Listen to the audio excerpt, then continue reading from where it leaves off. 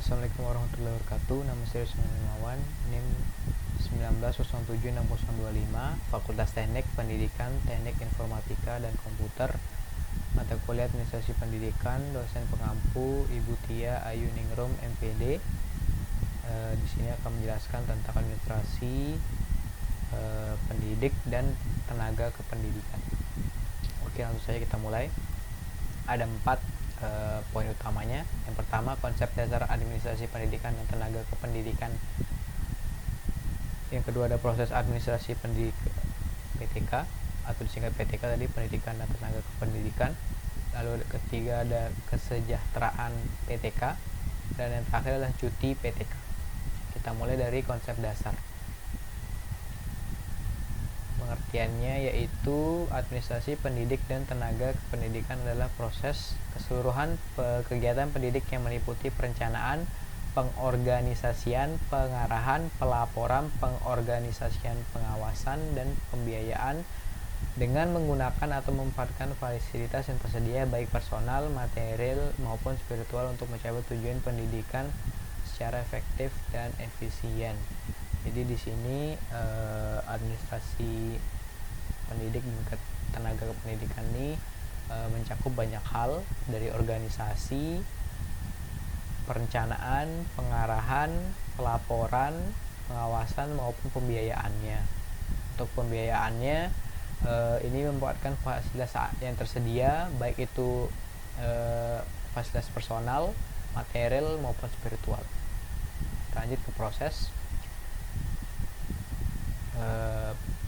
Dimulai dari pengadaan tenaga kependidikan. Pengadaan tenaga kependidikan adalah proses kegiatan untuk mengisi formasi yang kosong. Perlu diketahui bahwa lowongan suatu formasi di samping disebabkan karena pengembangan lembaga dengan menambah jabatan-jabatan baru, juga disebabkan oleh adanya personil lembaga yang berhenti.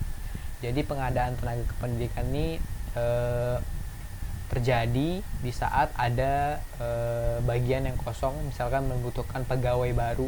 Nah, di sini kita adakan pengadaan tenaga kependidikan, atau misalkan ada bagian yang dimana pegawainya berhenti dari bagian tersebut, jadi bagian tersebut kosong karena yang mengisi bagian tersebut berhenti. Jadi seperti itu. Lanjutkan. Pengadaan tenaga kependidikan ini terdiri dari, yang pertama ada langkah-langkahnya. Ada yang pertama, pengumuman adanya formasi baru. Dalam pengumuman itu nanti mencakup jenis atau macam pegawai yang dibutuhkan, persyaratan dituntut dari para pelamarnya, batas waktu dimulai dan diakhiri pendaftaran, alamat dan tempat pengajuan pelamaran, dan lain-lain yang dipandang perlu. Jadi langkah-langkah awalnya dari pengumuman ini seperti mencari membuka lowongan pekerjaan baru. Jadi semua hal yang dibutuhkan itu diumumkan. Lalu ada selanjutnya, setelah diumumkan nanti ada pendaftaran. Kita menunggu pendaftar yang telah membaca pengumuman yang kita buat tadi. Setelah mendapatkan cukup pendaftar atau sudah sesuai habis batas waktunya kita buat, selanjutnya kita melakukan penyeleksian atau penyaringan. Di sini terbagi atas 3. Yang pertama ada penyaringan administratif. Di sini adalah penyaringan dari data-datanya, misalkan apakah lulusannya sesuai dengan yang kita minta, atau ada hal-hal yang kita butuhkan yang sudah diberikan atau belum. Jika sudah, maka mereka akan lolos dari penyaringan administratif. Setelah lolos dari penyaringan administratif, selanjutnya melaksanakan ujian atau tes. Ujian ini tergantung dengan posisi yang diinginkan. Jadi misalkan tergantung posisi dan juga tergantung dari instansi tersebut ingin melakukan ujiannya yang seperti apa. Mungkin bisa online, bisa offline, atau mungkin ujian secara langsung dari tatap muka langsung. Setelah ujian selesai, atau misalkan kita sudah lulus sesuai dengan nilai yang ditentukan atau memang kriteria yang dibutuhkan saat ujian, maka selanjutnya adalah pemeriksaan medis atau kesehatan calon, baik dengan menunjukkan informasi kesehatannya maupun pemeriksaan yang dilakukan secara langsung oleh tim yang sengaja dibentuk. Contohnya tim penguji kesehatan untuk calon pegawai negeri sipil. setelah seleksi atau penyaringan ini selesai, maka selanjutnya adalah pengumuman. Jika kita diterima, maka nama kita akan disertakan dalam pengumuman. Jika tidak, mungkin nama kita tidak akan disertakan dan harus mencoba untuk selanjutnya jika pengadaan tenaga pendidikan ini dibuka kembali. Lalu dari proses tadi, setelah pengadaan ini adalah penempatan tenaga pendidikan. Penempatan merupakan tindakan pengaturan atas seseorang untuk melatih suatu posisi atau jabatan. Jadi setelah kita diterima tadi, kita akan ditempatkan sesuai dengan jabatan yang ditawarkan, atau mungkin saja bisa jadi walaupun kita sudah bekerja, kita ditempatkan ke jabatan yang baru yang lebih tinggi karena memiliki kualitas kerja yang bagus. Selanjutnya, orientasi tenaga kependidikan. Orientasi merupakan upaya memperkenalkan seorang tenaga pendidikan yang baru terhadap situasi dan kondisi pekerjaan atau jabatannya. Jadi orientasi ini tujuannya adalah memperkenalkan pegawai yang baru diterima atau pegawai yang mendapatkan jabatan baru agar dikenalkan bagaimana situasinya untuk pekerjaan tersebut. Jadi intinya orientasi ini pengenalan. Setelah itu, kesejahteraan pendidik dan tenaga kependidikan. Yang pertama ada gaji.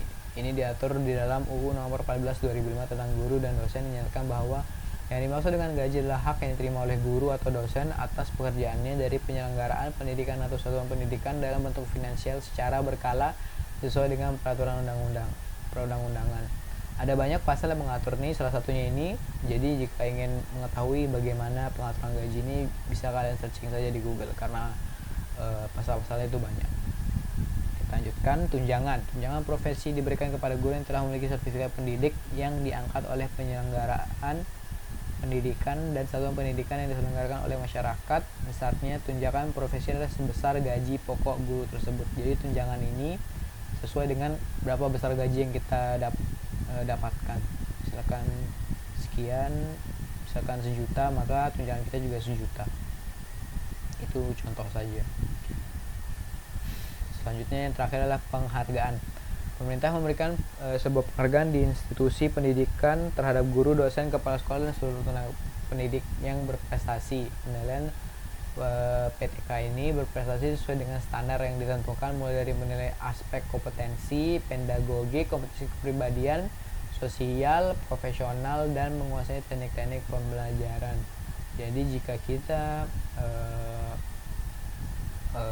melakukan terobosan-terobosan baru sebagai pendidik di sekolah kita atau di universitas kita, maka akan ada penghargaan yang menanti kita di ujung jalan sana yang akan diberikan oleh pemerintah. Itu pun jika kita ketahui memberikan terobosan-terobosan baru atau hal-hal yang memberikan kemajuan untuk pendidikan Indonesia. Selanjutnya yang terakhir adalah cuti pendidik dan tenaga kependidikan. Kita harus tahu apa cuti itu sendiri. Cuti adalah keadaan tidak masuk kerja yang diizinkan dalam jangka waktu tertentu. Jadi cuti ini anggapannya libur yang kita ambil secara sengaja, bukan karena tanggal merah ataupun hal-hal lainnya. Intinya ini libur yang memang disediakan untuk kita ambil. Berikut adalah jenis-jenisnya. Ada cuti tahunan, cuti besar, cuti sakit, cuti bersalin, cuti karena alasan penting. Hal-hal ini berbeda-beda kondisinya, tergantung dengan bagaimana jabatan kita. Contohnya adalah jenis cuti tahun. Ini merupakan hak PNS, termasuk CPNS yang telah bekerja secara menerus selama 1 tahun. Jadi cuti-cuti yang saya bacakan tadi ini ada haknya, bagaimana cara penggunaannya, seperti itu. Terbagi ada 2 hak dan penggunaannya bagaimana. Jadi semua cuti ini tidak semuanya bisa mengambil, lalu cara penggunaannya juga tidak selalu sama, tergantung kondisinya. Kadang seperti cuti bersalin itu pasti hanya perempuan yang mengambil, tidak mungkin laki-laki kan, tidak ada laki-laki yang hamil, hanya perempuan yang hamil ya. Seperti itu. Sekian, terima kasih. Wassalamualaikum warahmatullahi wabarakatuh.